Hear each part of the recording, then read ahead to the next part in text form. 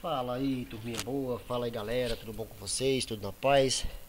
Pessoal, é o seguinte, hoje estamos chegando, né, mais um período, né, ao final de mais um período. Estamos chegando ao final do terceiro período e chegou a hora da revisão, né? Semana que vem será a nossa prova de língua portuguesa, nossa prova de redação e vamos para a revisão de língua portuguesa, tá, gente? Na revisão, tá? Eu vou trabalhar com vocês apenas, tá? Apenas a questão da nossa escola romântica, tá?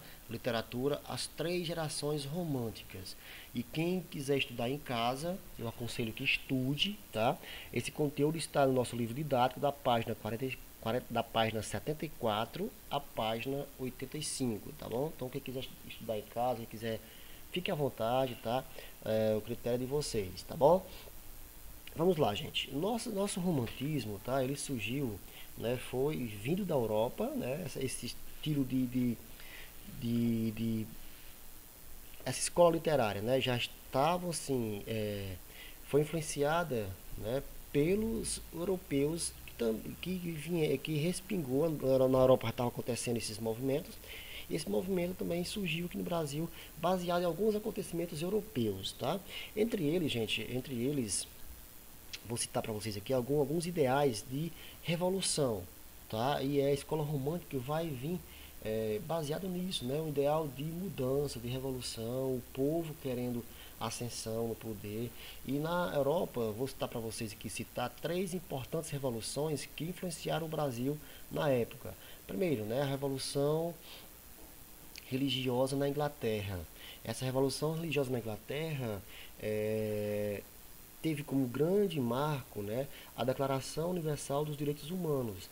Essa Declaração Universal, né, esse movimento tirou o poder do rei, essa revolução religiosa tirou o poder do rei, né, o rei deixou de ser absoluto e ele passou a ser submetido a um parlamento, né, as suas ordens, suas leis, seus mandatos, digamos assim, né, passou a ter a tutela, passou a ter, digamos assim, a aprovação ou desaprovação de um parlamento, né, isso na Inglaterra, que até então o rei era absoluto. O que o rei dissesse estava dito e ninguém podia contestar, tá bom? Na França, temos a Revolução Francesa, né, que foi o que vocês já viram em história, que é a queda da Bastilha e a ascensão do poder. Tá? A burguesia chega ao poder, né, o povo ascende ao poder. Tá bom? Além disso, tem também a Revolução Industrial, que trouxe poder aquisitivo, né, trouxe dinheiro ao povo, o povo começaram a trabalhar e ganhar com seu dinheiro, né, os donos os pequenos comerciantes começaram a enriquecer, a ficar ricos, né, e começaram a querer também ter, digamos assim, uma participação nas decisões da sociedade. Queriam ter privilégios também que até então só a alta classe social da época tinha, né? E tudo isso veio para o Brasil, né? O Brasil, no romantismo Brasil surgiu em 1836 com o lançamento do livro Poéticos e Saudades, tá? Do Gonçalves de Magalhães e até 1881 com o lançamento do livro do Machado de Assis, Memórias Póstumas de Brás Cubas, tá bom? E no Brasil também surgem grandes revoluções, né? Entre elas a luta pela libertação dos escravos, a independência do Brasil. O Brasil era um país recém declarado independente de Portugal, e aí por diante, as lutas sociais por questões de igualdade social, e aí por diante, tá ok? E o contexto no Brasil, né? Primeira coisa, a literatura, o livro passou a ser objeto de comércio. Tá? O poeta começou a viver da sua própria arte. E o, o boom da época, né, assim, aquele negócio que era chique na época, né, o que era moda na época, era as pessoas lerem os livros, né, ler as histórias que eram lançadas semanalmente nos folhetins, por isso também é conhecido como a literatura de folhetim, né, algo que influencia até hoje nós, né, o que é que você acompanha hoje em dia semanalmente ou diariamente, né, por capítulos, e assim que acaba um capítulo você fica ansioso esperando o próximo, né? Nossas novelas, nossas séries, né? E isso influenciou nós até hoje, né? O romance de folhetim, né?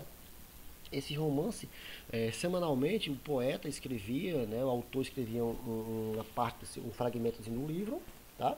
Um folhetim, e botava para vender nos jornais, nas bancas de jornais da época. E aí as pessoas compravam para poder passar lendo, né?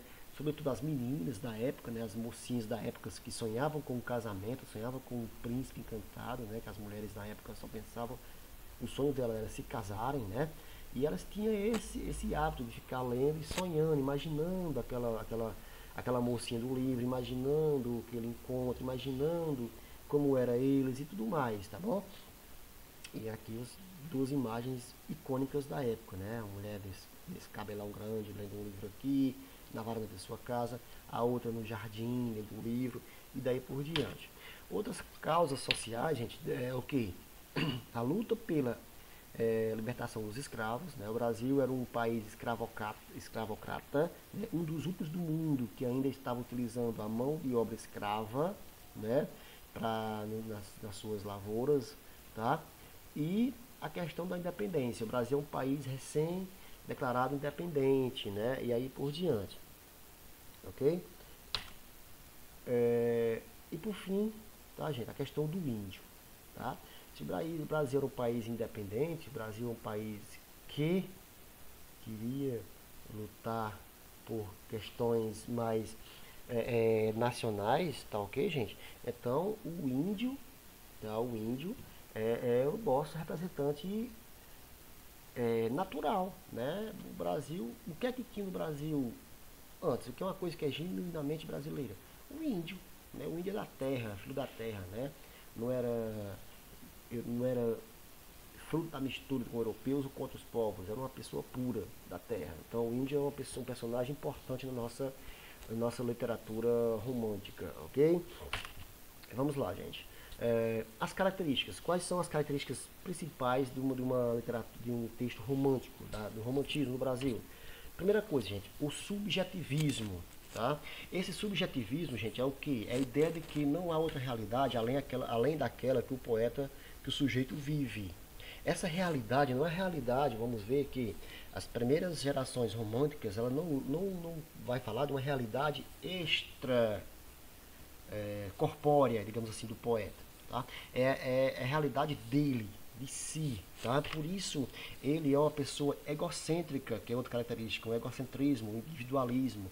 A poesia romântica, ela é egocêntrica, né? Ela é individualista, ou seja, traz em si o sentimento do poeta.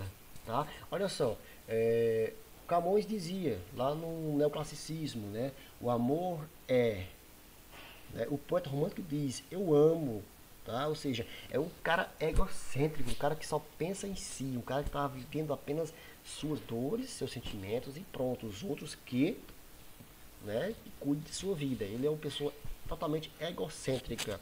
E esse egocentrismo traz para ele a questão do pessimismo. Tá? Esse pessimismo, então, é um caráter, é uma das coisas maus e negativas da existência, supera as coisas boas. Tá? É a melancolia. Essa melancolia, principalmente lá, vamos ver na segunda geração, ela foi influenciada pelo poeta Lord Byron, né? Porque traz nessa melancolia, né, o mal da existência do poeta, do homem. Né? O poeta, na época, ele não tinha vontade de viver, ele não tinha prazer em viver. Né? Eles viviam num mundo totalmente. Ele queria um mundo perfeito e o mundo era imperfeito, né? E aí ele se isolava do mundo e ficava lá, né?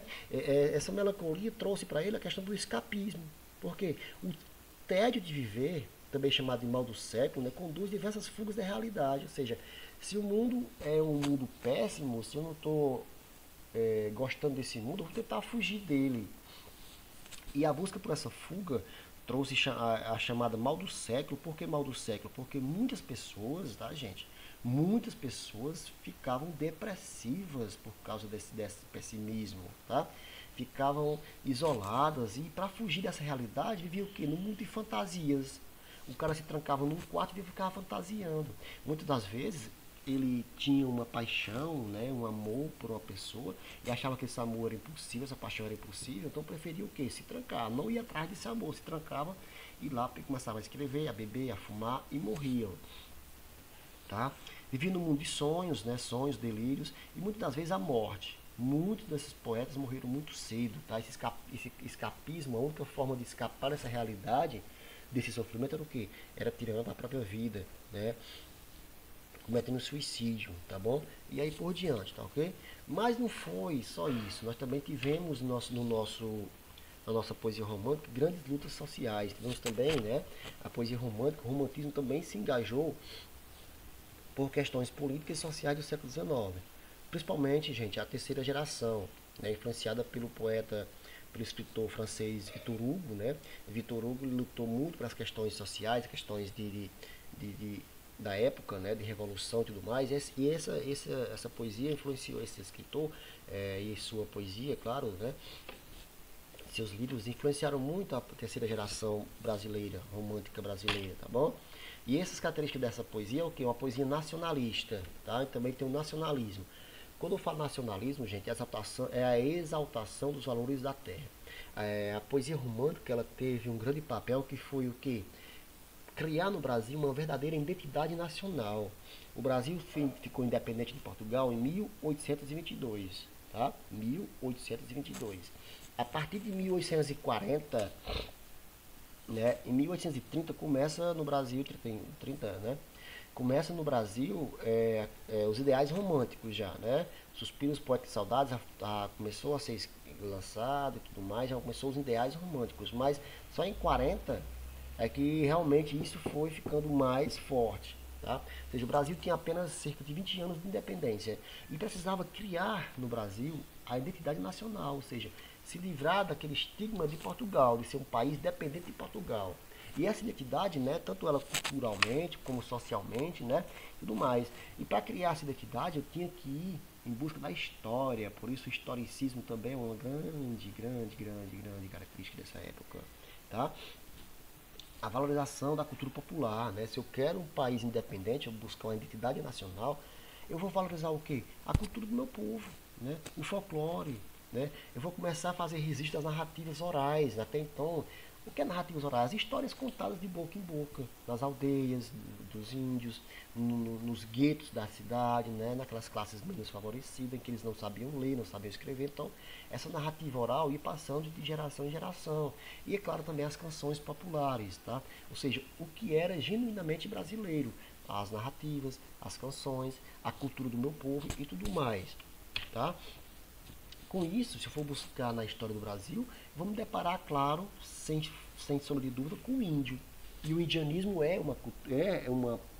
uma figura, né? É uma figura totalmente nacional, né? O índio é a exaltação do herói nacional. O índio é tido agora como herói, tá, gente? Veja só, o Brasil não teve cultura de guerras, de invasões ou de conquista de terras, de navegações, digamos assim, de cruzadas, né? O Brasil não teve essas culturas, não tem esse herói nacional desse tipo. Então, quem é nosso herói? O índio. Ele é herói porque lutou contra a invasão portuguesa, ele resistiu, não se deixou ser escravizado. Vão trazer essas questões para o povo brasileiro. Tá? O índio não é mole, o índio não é preguiçoso. Que dizia que o índio é preguiçoso. O Brasil foi obrigado a trazer escravos lá da África porque o índio era preguiçoso, não trabalhava. Não, o índio era selvagem, o índio era rebelde. O índio foi o herói da época, né? Ele resistiu. Aqueles que escaparam do massacre fugiram para o interior do Brasil, né? Para as matas. Ainda hoje estão fugindo, né? E hoje estão se escondendo na Amazônia e o Brasil invadindo e o povo do índio se escondendo cada vez mais ainda, né? Mata dentro, né? Então, gente, esse índio é nosso herói. O poeta, né, romântico traz esse índio como um herói, exalta esse índio, tá? E aí trago para vocês quem, né? Vocês vão ver quem é uma poesia indianista, né? Eu vou trazer para vocês na prosa, né? Iracema, por exemplo, né? Uma heroína, né? Aí por diante, tá? E por último, gente, o poeta também na época, como eu já falei, né? Ele traz a crítica social. E essa crítica social, qual era, gente? O principal problema do Brasil do século XIX. Qual era? A escravidão, né? O mundo todo já vivia vamos assim, em outro patamar, né? Já estava em outro nível de desenvolvimento, né? Não tinha mais mão de obra escrava, né? Não tinha mais a questão do comércio de escravo, tráfico de escravos, quando o Brasil ainda vivia ainda nessa rotina de tráfico de escravo, né? De exploração da mão de obra escrava, né? E tudo mais. E essa questão social, o mundo todo estava criticando o Brasil, e os poetas da época, quando ele deixou esse caráter egocêntrico, passou a criticar também essa questão, a lutar por essa abolição dos escravos, tá bom? Tudo isso, né, devido a essas diferentes tipos de características, dividimos, o romantismo no Brasil foi dividido em três gerações, né? Tem gente que diz em três fases, eu não gosto porque quem tem fase é lua, né? A gente tem gerações, né? Foi gerações de poetas, né? Três gerações de poetas. A primeira geração, até coloquei aqui verde e amarelo, né? É uma geração em que vai exaltar o nosso índio. É uma geração que procurou trazer para o Brasil, construir no Brasil a sua identidade nacional, tá? Exaltar o que era bom no Brasil. E se eu quero uma identidade nacional, vou trazer o índio, tá? Com minha poesia Ijuca Pirama. É a principal poesia baseada nessa questão. Ijuca Pirama é um herói que vai lutar, né, contra a invasão portuguesa e tudo mais. Então, o índio é a nossa principal temática dessa primeira geração. Dois, né? É uma geração totalmente nacionalista, ou seja, ela vai procurar exaltar o Brasil acima de tudo e de todos. Né? É por isso que ela é uma poesia ufana, ufanista. O que é uma coisa ufanista, meninos e meninas? Ufanista é você não ver defeito em nada. Tudo é perfeito, tudo é lindo, é maravilhoso. Né? Nessa época, o Brasil, o poeta dessa primeira geração, ele não tinha defeito no Brasil. Apesar do Brasil estar vivendo, como eu já falei, a questão da escravidão, a questão da pobreza, a questão da exploração do índio, a questão da desigualdade social, né? Pobreza e miséria, como eu já falei, né? Mas o poeta dessa época não queria, não tratou isso. Ele dizia que o Brasil é um país lindo, maravilhoso, um país perfeito e tudo mais, né? Ou seja, uma visão ufana, não vê defeitos, só qualidades, tá bom? E, claro, a principal poesia dessa época é a Canção do Exílio, né? Olha só, minha terra tem palmeiras onde canta o sabiá, as aves que gorjeiam não gorjeiam como lá. Você falou do que? Da natureza do Brasil, do que o Brasil tem de belo, né? Em outro lugar do mundo não tem beleza que nem o Brasil, e aí por diante, tá bom? Essa é a questão ufana. E é claro, o principal nome dessa poesia é esse rapazinho aqui, ó, Gonçalves Dias, tá bom? Gonçalves Dias, que escreveu Ijuca Pirama e Canção do Exílio, tá? Ijuca Pirama e Canção do Exílio. Se você ouvir por aí Iuca Pirama, beleza, tá? Porque o J em latim tem som de I, tá bom? Aí você bota Iuca Pirama, a mesma coisa, Ijuca Pirama e Canção do Exílio. Nessa época o latim ainda era forte no Brasil, né? E o Capirama também está correto, tá bom? E Gonçalves Dias era o principal nome dessa época, tá bom? Segunda geração, gente. Até coloquei aqui o nosso bannerzinho, questão preta com branco, tá? É uma questão, é uma poesia também chamada de ultra romântica ou byroniana. É nessa época que os caras chamam de doidão, né? Os caras eram tudo depressivo, os caras tudo ultra romântico demais, sentimental demais, né? Essa poesia, gente, vai ter como característica principal o chamado mal do século. O que era o mal do século? É o que hoje nós chamamos de depressão, tá, gente? O poeta é depressivo, ele se prendia tanto para olhar tanto para dentro de si, ele era tão egoísta, tá, gente? Ele era tão egocêntrico que ele não procurava soluções para os seus problemas fora da realidade dele, de sua própria realidade. Não procurar fugir dessa realidade. Aqui, a maioria dos poetas dessa época morreram novos, né? Morreram com 19 anos, 20 anos, 23 anos, aí por diante. Por quê? Porque o cara deixava, se abandonava em si, né? Procurava muitas vezes a questão do pessimismo da vida, né? Levava ele a uma depressão e ao escapismo, que eu já falei para você no slide anterior, que era a morte, tá? Eles também estavam vivendo nessa época em uma tipo pandemia, né? Nesse tempo aqui, o que mais matava no Brasil era a doença chamada tuberculose, tá? Tuberculose também é uma doença altamente contagiosa na época, né? Que não tinha remédio, altamente contagiosa, que atacava os pulmões também e o cara morria rapidinho, né? E assim, eles também nessa época estavam vendo esse surto de tuberculose no Brasil. e eles estavam nessa pandemia, digamos assim, né, morrendo muita gente, e ele estava com esse pessimismo de viver, né? E muitos deles morreram de tuberculose, muitos desses poetas, que eles se trancavam, né? E a tuberculose, por ser uma doença, como eu falei, né, que respiratórias, trancavam muitas vezes em lugares úmidos, mofados e tudo quanto, e pegava a doença e morriam, né? Morreram novinhos, novinhos. E esse escapismo deles, né? Qual era o escapismo deles? Rapaz, no anterior, era viver no mundo de fantasias. Eles se trancavam num quarto e lá ficavam sonhando em viver uma vida melhor, em um mundo perfeito. Só que a realidade fora não era tão perfeita. Por isso que eles viviam nesse tédio, nesse pessimismo de viver, tá bom? E o principal poeta dessa geração é o Álvares de Azevedo, e seu principal texto é a Líria dos 20 anos, tá bom? Líria dos 20 anos. E a terceira geração, gente, também chamada de terceira geração, a geração condoreira, ou geração hugoana. Por que hugoana? Aqui foi quem? Foi Lord Byron, né? A questão byroniana, que Lord Byron pregava essa questão da morte, né? Do suicídio e tudo mais, tá, gente? E aqui muita gente se suicidava, tá? A questão hugoana, o poeta francês Victor Hugo, né, escritor francês, poeta Victor Hugo, lutava muito para as questões sociais. E essa terceira geração foi a geração que lutou para essas questões sociais, tá? É uma geração que vai trabalhar a crítica social, tá? E essa crítica social está embasada em que? No abolicionismo, ou seja, na abolição dos escravos. Vejam que a principal poeta dessa geração é chamado Castro Alves, tá? O Castro Alves, que tem a cunha de quê? De poeta dos escravos, principalmente no seu livro Navio Negreiro, que relata o sofrimento dos escravos na questão do transporte da África até o Brasil, no navio, né?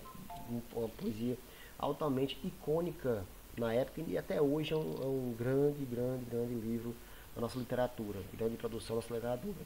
E veja aqui, por isso que teve que dividir em três gerações. Olha só a diferença entre as três, né? A primeira, lutar por uma questão do Brasil perfeito, lindo e maravilhoso, né? Aí uma visão ufanista. A segunda, um poeta totalmente olhando para dentro de si, né? Só se importava com os seus sentimentos, o mundo afora que podia pegar fogo, que não estava nem aí, né? Eram os seus sentimentos, seu íntimo que estava importando para ele, tá? E a terceira geração, o cara já passa a olhar para fora de si, né? Deixa de lado seus sentimentos, deixa de lado seus amores, né? A questão sentimental é deixada de lado, ele passa a ser um sujeito do meio e começa a se importar e a querer interferir no meio em que está vivendo, ok? Por isso estamos aí com essas três gerações totalmente diferentes uma da outra e são chamadas gerações românticas. Pois essa terceira geração é a geração que já vai mostrar os defeitos do Brasil, mostrar a questão da realidade, né? Que aí vem Machado de Assis e pimba, né? Com o Memórias Póstumas das Cubas e mostra realmente como é a realidade do Brasil, né? É um romance que traz outra visão de mundo, né? O realismo e aí por diante, ok, gente? Então era só isso, gente, tá? Uma pequena revisão. Leia o livro de vocês, onde eu indiquei lá as páginas, que vocês vão se aprofundar mais, tá? Valeu, bons estudos, muito obrigado, que vocês tenham aí uma semana abençoada, e a semana que vem a gente volta com vocês e com nossas provas, que será tudo de bom e de maravilhoso, ok? Valeu, obrigado e fique com Deus.